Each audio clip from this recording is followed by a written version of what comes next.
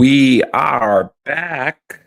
Welcome to another edition of Your Therapist Needs Therapy, the podcast where generally two mental health professionals sit down and talk about how they navigate their own mental wellness while working in the mental health field. Lately, here in the month of December, it has been just me. Hi, I'm Jeremy, licensed marriage and family therapist. We're chatting about some end of the year wrap up things, and we're chatting about boundaries and how to do things related to the holiday. And we're looking at the end of the year. What did we do for health? And today's episode, what has been harmful to our mental health? And I talk a lot about the things, especially politics, that affect my work as a mental health professional. The idea of RFK being in charge of anything, let alone health and human services. So, like I've talked about the Overton window before and how media played a part in that and some of that shifting stuff. But we're going to talk today something that is still political, but less overtly so. We're talking about the Overton window and how it's been shifted.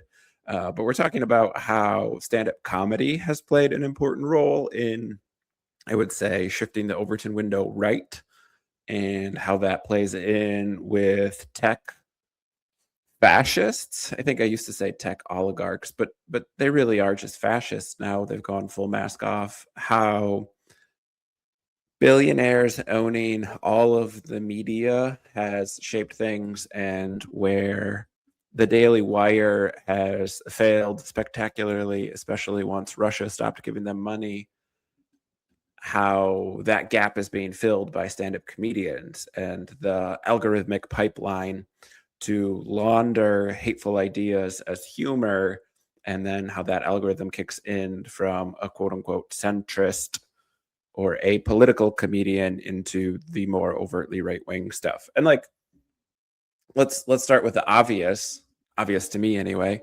Right-wing comedy isn't funny. It doesn't work well because it is constantly punching down, and it needs to be sort of like hateful. Like, again, the right-wing ideology is there's an in-group, there's an out-group, there needs to be an enemy. And so it's just always punching down. And it's why something like Tony Hinchcliffe at like a Trump rally fell flat on its face, unless you're already like deeply steeped into internet culture and like you're already a fan of Tony Hinchcliffe. And if you're like a sane human being, then you don't know who Tony Hinchcliffe is. Blessings to you. I wish to have your brain. But the idea that like, right, somebody who's not that talented and not that funny can become an avatar of the right-wing ideology might sound far-fetched until you look at Joe Rogan being the most popular podcaster in the world. And here's a guy who failed as a comedian. And you'd be like, my nephew, I have a nephew who likes Joe Rogan. My nephew would be like, oh, he's got a Netflix special. Where's your Netflix special? Well, like, I've never tried to be a stand-up comedian. I'm not saying I'd be a good one or a successful one. Not as successful as Joe Rogan. And also just saying like, right, I have a job that, helps people, and I like it, and it provides meaning in my life. I don't need to compare myself to Joe Rogan. I wouldn't pick it on Netflix special. I'd pick it on height. Or hair growth. For as many substances as he puts into his body, you think he would have solved that.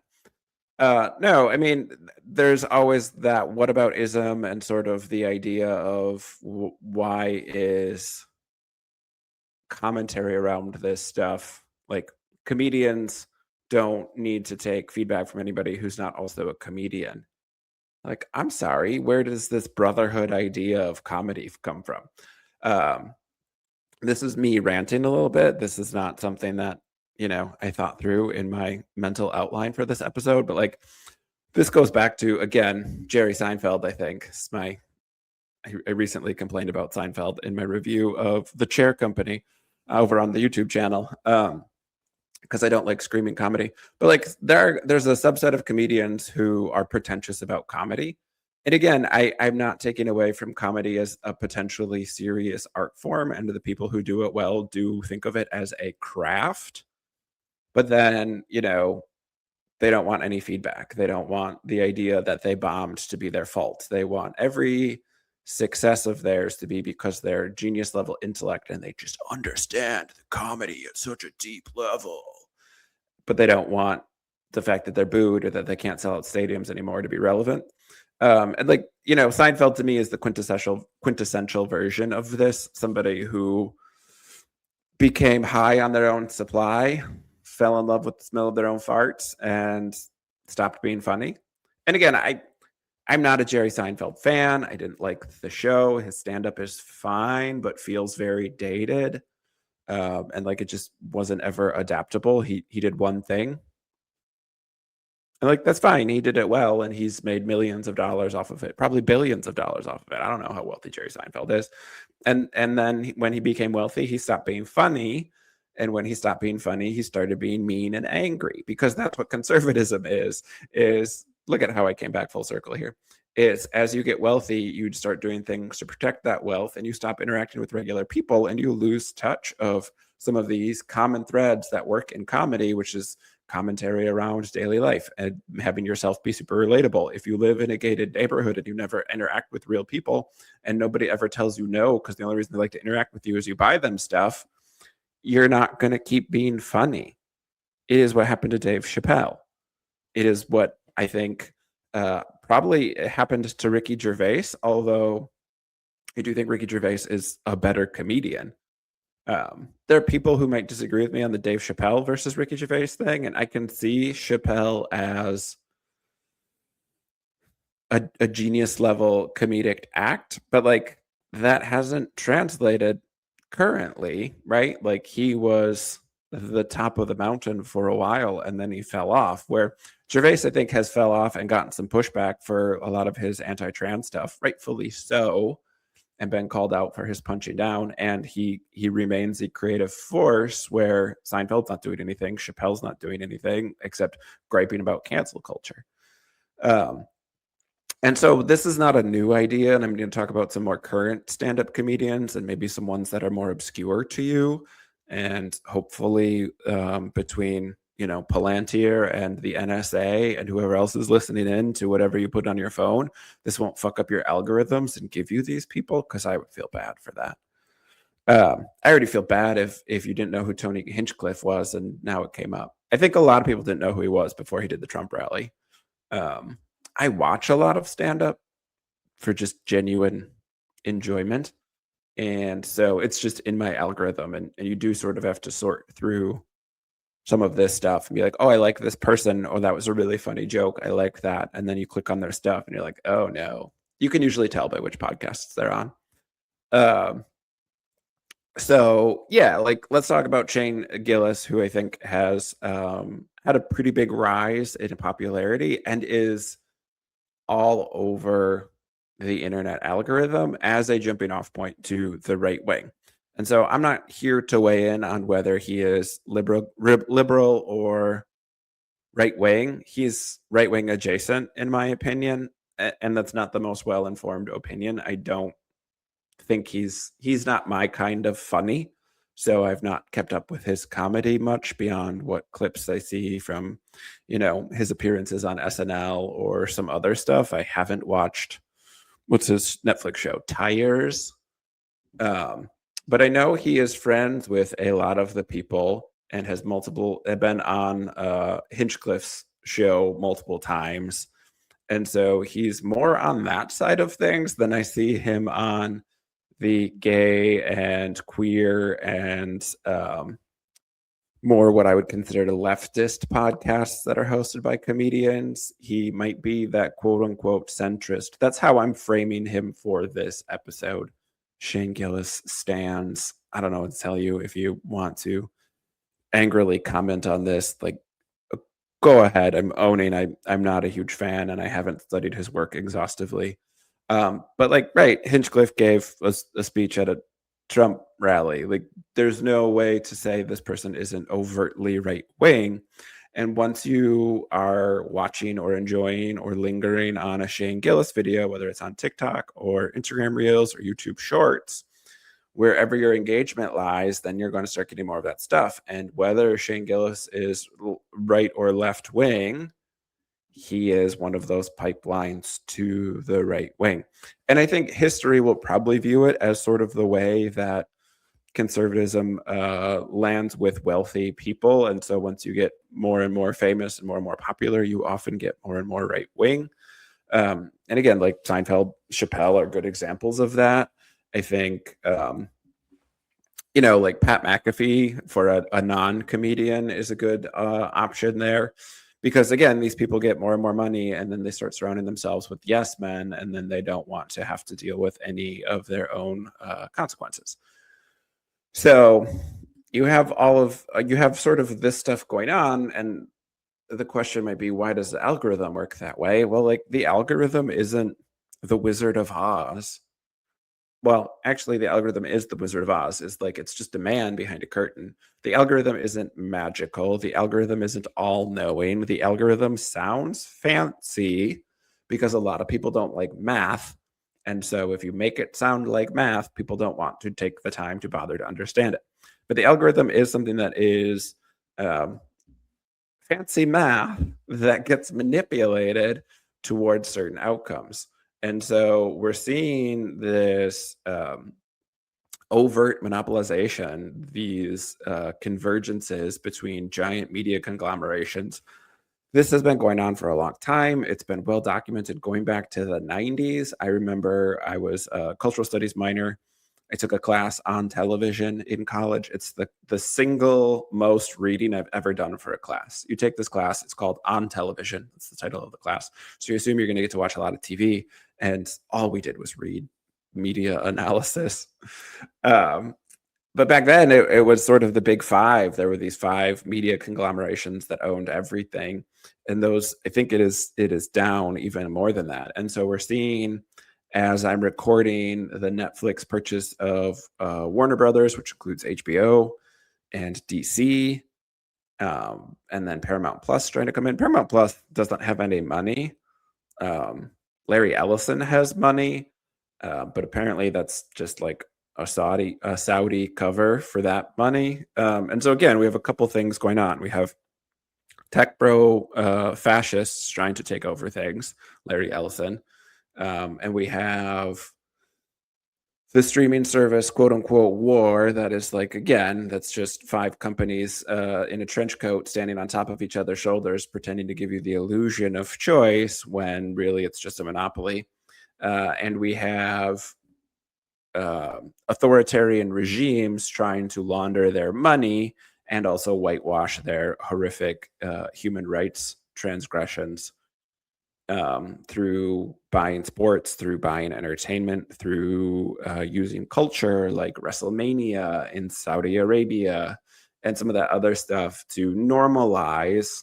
Again, we're normalizing this lurch to the right of the Overton window. If you need more examples, if you need a wider understanding of what the Overton window is, where it came from, and how it works, I talked about that in a previous episode, specifically related to sort of the right wing department leaders in the Trump cabinet, but focusing more on the culture war stuff, like the comedy of these things, the stand-up comedians are a good example. And so there's an Australian comedian who's it's like, he's got four names. I always forget what it is. James McCann. I forget what his other middle names are. But like he has sort of that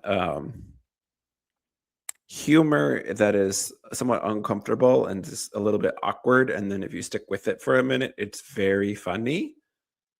And when I first found him, I like generally stand up from other countries because it's not just the same like political hackery. And they just have a different view on things that my brain certainly appreciates that. And so I like a lot of British comedians. I like a lot of Australian or New Zealand comedians. So like finding somebody like that was exciting for me. And then one or two clicks later, I'm getting like Hinchcliffe again, and I'm getting some of those right wing. We need to reclaim the R word and the F slur and the anti-PC, anti-woke crowd. I'm like, why is this in my feed all of a sudden? And so then I sort of had to tug on this thread of like, oh, this quirky little weird Australian guy that I watched 3 or 4 videos of is like ultra Catholic and pro-life and like has some good humor and then has a bunch of really bad takes on quote unquote reclaiming certain words because he's anti-PC.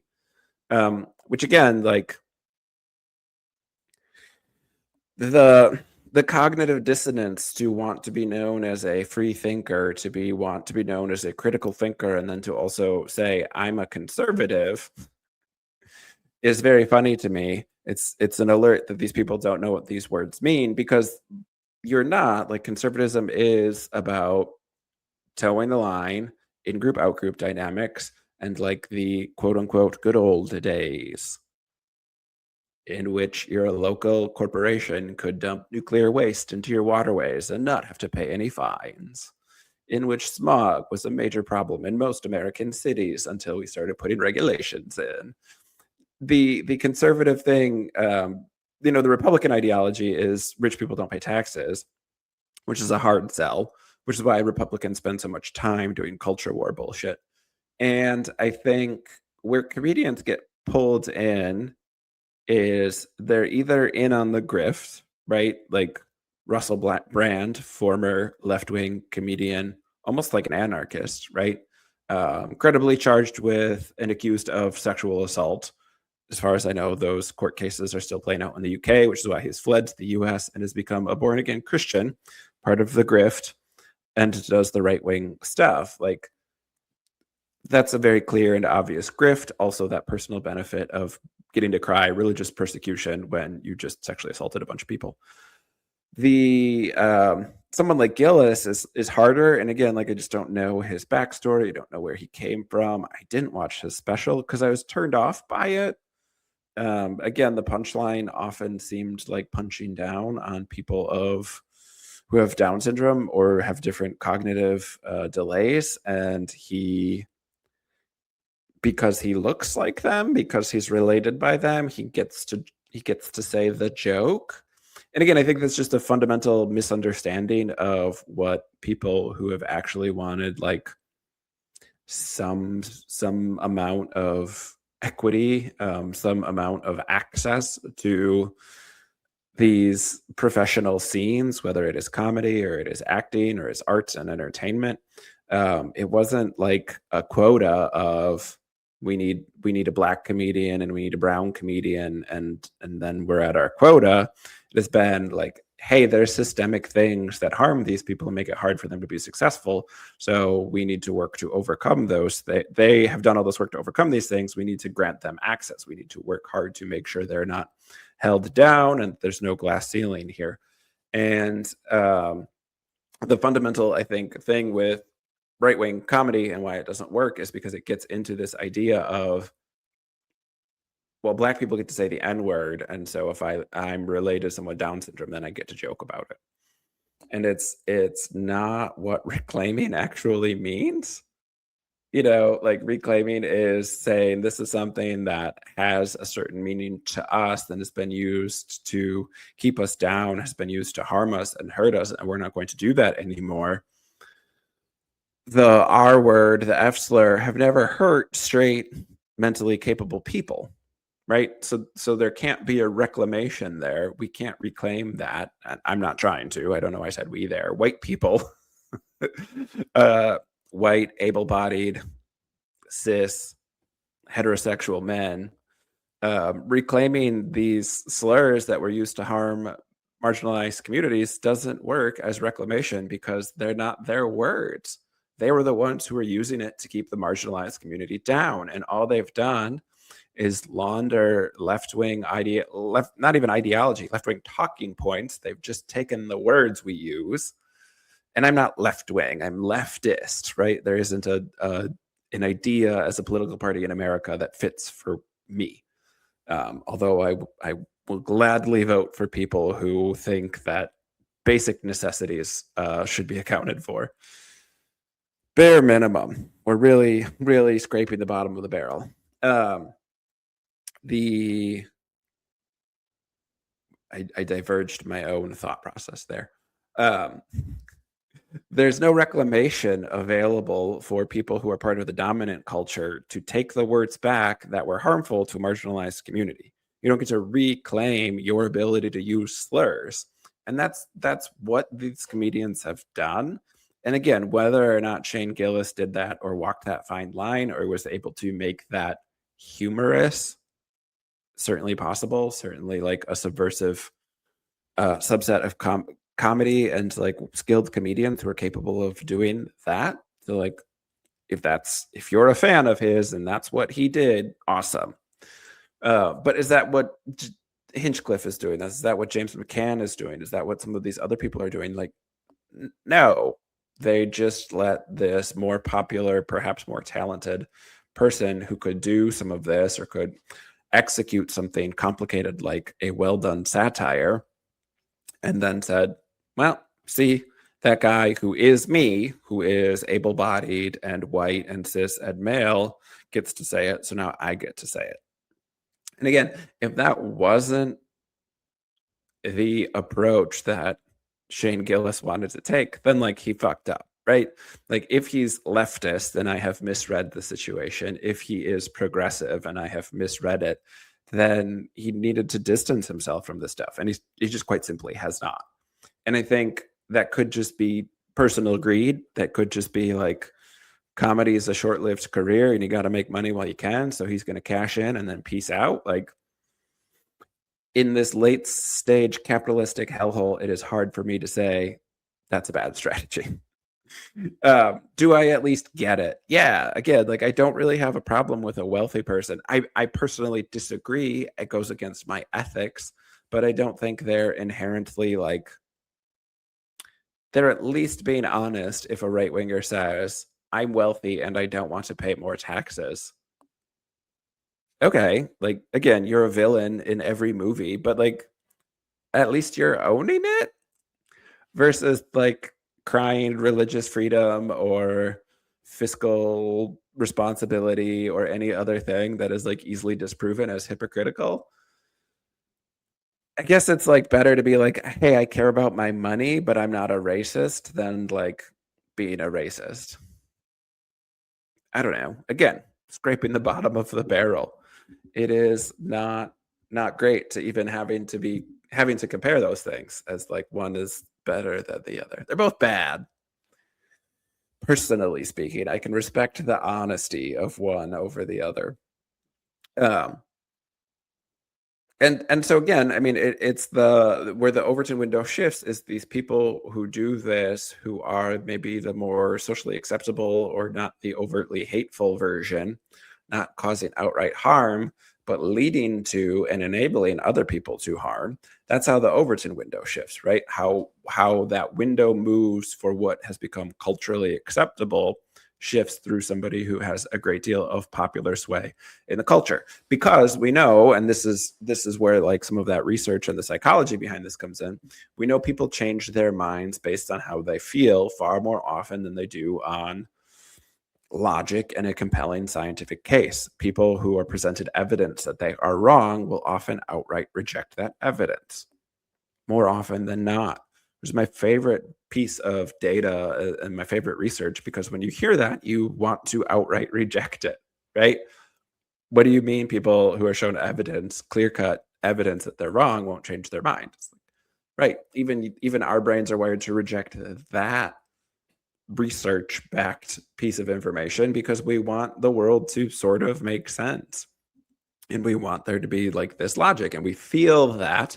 And when our feeling is behind a thought, then that thought carries more weight. It doesn't make it more accurate. It doesn't make it more reliable. It doesn't make it more valid. It just makes it feel stronger. And so we have a harder time letting it go. And so propagandists and people who want to shift the culture, people who want to control the cultural narrative, know that like laundering these ideas through pop culture is important. There's a whole other piece to some of these like corporate takeovers, which I think it's like tracking data is the market that the tech autocrats are in. The fascists are gathering an immense amount of our data to feed to their AI. And like now that might be self-serving. If I put on my tinfoil hat, I think AI is not worth very much. And so that bubble's going to burst. And so in order to keep making money off of it, they're collecting vast amounts of data and then feeding it to AI and pretending like creating sort of this self-sustaining ecosystem in which AI has a purpose. But no, my guess is this all goes towards a surveillance police state, because while the overall right-wing fascist takeover of politics across the world continues to march on, it keeps falling on its face because fascism is not a sustainable ideology and is not a way to build a civilization, much less a society that can last for very long. And yet, because we continue to not disengage from capitalism as a system for how to build our civilizations, we keep having fascist rise because capitalism and fascism work well together. So as long as autocracies and fascism and Christian, theocrats are aligned with a starting point that is a capitalist society, we're just going to keep seeing this repeat. And then we're going to see it like crash and burn. And then the adults in the room are going to have to try and fix it. And then when it doesn't get fixed enough, stupid people are going to vote for fascist again. Because again, our brains, when it is presented, stupid people sounds mean. It is mean. And some of it's accurate. Some of this is people who are not able or willing or interested in engaging with any sort of critical thinking. Some of it is people who are just not capable of that. But like there is a lot of this that is propaganda, and we don't even realize how much we're being propagandized on a regular basis until we can zoom out and see how often we're on our phones, how much we have a screen in front of us, and how the screens have enabled mass manipulation, mass thought control on a level that previously hasn't been particularly available. I think it used to be easier to control the information that got out, and misinformation, a lie spreads faster than the truth. That's like pre-technology idiom, right? Like there's this idea that it is easier to do the what a lot of right-wing talking heads, what Donald Trump did very successfully, which is like the fire hose of lies, because it takes longer to disprove a lie than it does to state the lie. And so misinformation and propaganda in our current media spheres has far outpaced any level of regulation. And the people who are investing heavily in an ideology that has no backbone other than rich people don't get taxed, and like that in-group out-group dynamic is paying to make sure that rich people are in the in-group, and then paying to make sure that things don't get regulated. Again, like Project 2025 included a lot of protections of AI against state level regulations, which is the problem, because the data we have on AI is it is bad for the environment, and like it's this huge bubble that's propping up a vast part of our economy when everything else in our economy sucks right now. So again, like I want to do an episode about stand-up comedians and why they're bad for our mental health, the right-wing rabbit hole that is that. And again, like this is not new. I've talked about Jordan Peterson, and I've talked about, in the 90s, it was Dr. Phil and how Oprah platformed a bunch of really harmful people. These are not like new ideas. It's just me looking at, well, here's this other avenue, because again, it takes multiple avenues. Not every right winger is listening to Ben Shapiro. A bunch of right wingers are anti-Semites, so they would never listen to Ben Shapiro. It's a big tent over on the right wing, all those people who hate other people. No, it's a vapid ideology for something that is based purely on an in-group out-group dynamic is it always requires an out-group. And so, we're seeing it eat itself. 2026 will be an interesting year from that perspective. But like, I think the damage being done, and that will continue to be done through the Joe Rogans. Like, Rogan's old, right? Rogan's been around for a while, and we've seen him move further and further to the right. Shane Gillis, I think, is newer and more popular. And like, I do think he's on the right, as in like right wing side of things, because he hasn't put any sort of standard of behavior up for who he will or won't associate with. And he certainly platforms some people who have a lot more hateful and a lot more harmful ideologies than he himself seems to at least be publicly willing to state. So,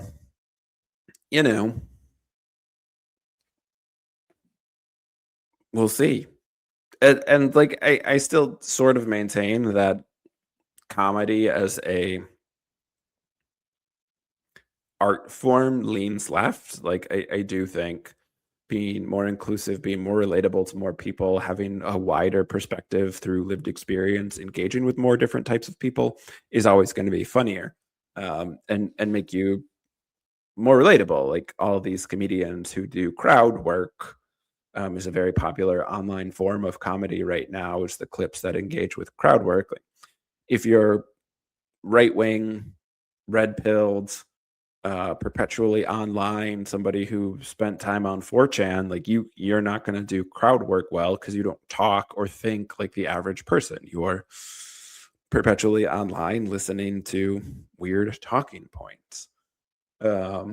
So again, I think some of that is like, I think comedians generally are quick-witted and need to be for various reasons. And I think it's going to be a space that is predominantly left leaning and have a lot of those voices. And we've watched a continual carve out of right wing talking points in there. Overtly right wing comedians don't sell out stadiums. That's not the ticket to like mainstream comedic success. But does it create a space where you can carve out a capitalistic living? Can you make money off of being a right wing talking head? Absolutely. Like, Ben Shapiro's a failed movie writer. Candace Owens is a failed actress. A lot of those people got their start in not right-wing politics, but in media. And when they failed, they took their bitterness and became a political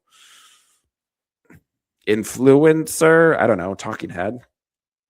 So it's like maddening and fascinating. It's a morbid sort of watch.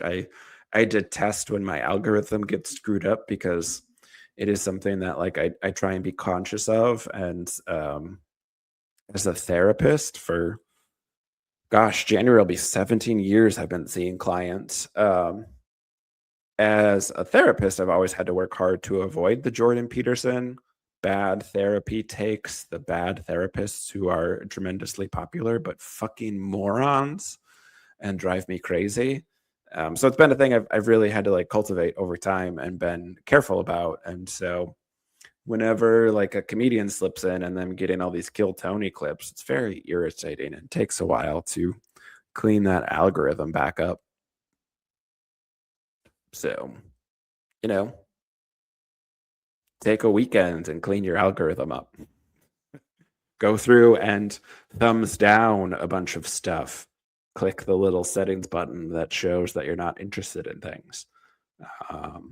The social media I'm on the most is probably Reddit. I'm giving everybody some time to be shocked.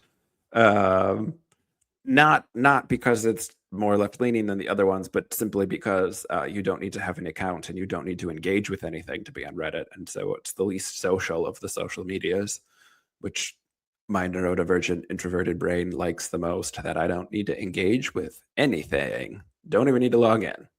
Sounds great. Sign me up for that, in the sense that I will participate without actually signing up. So yeah. And maybe in 2026 we'll have a guest on who can talk about internet privacy and how that's probably a good thing to invest in for our futures, because we are under a pretty aggressive surveillance state, and it is gonna keep getting worse. I don't think this will be the last episode of the year. I think this will be the second to last episode of the year. So we're not ending on this note. Hooray! Joy, joy. We will be back with new episodes and interviewing guests, and who knows what else 2026 holds for Your Therapist Needs Therapy. But we will not just be sad Jeremy venting about stupid bullshit that he wished didn't exist. That's not the new format of the podcast. That's just not scheduling ahead for December and not wanting to hassle people or deal with my own schedule being crazy. So thanks for tuning in again this week. We'll get back to regularly scheduled programming, or regularly, that thing they used to say on TV when there were interruptions. I'm old. I don't look it. Sorry, I couldn't help it. Sneak in a Lord of the Rings quote there. Thank you for joining me again this week. We'll be back next week with another new episode. Take care, everybody. Peace.